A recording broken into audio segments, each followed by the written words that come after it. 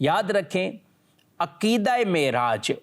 یعنی نبی پاک صلی اللہ علیہ وسلم کی جو معراج ہوئی ہے، اس حوالے سے ایک مسلمان کا یہ عقیدہ ہونا چاہیے کہ آپ صلی اللہ تعالیٰ علیہ وآلہ وسلم نے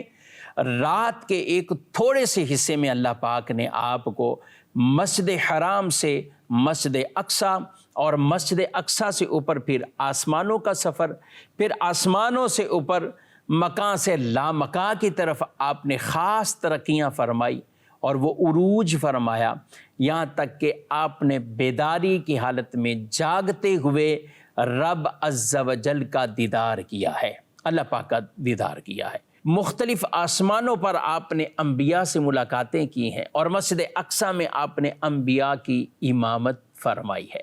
یاد رکھیں کہ یہ باتیں جو ہم نے اجمالی طور پر عقیدے کے طور پر عرض کی ہیں، یہ نبی پاک صلی اللہ علیہ وسلم کو خاص اللہ نے وہ قرب عطا فرمایا اور خاص حضور پر یہ عنایتیں اللہ کی،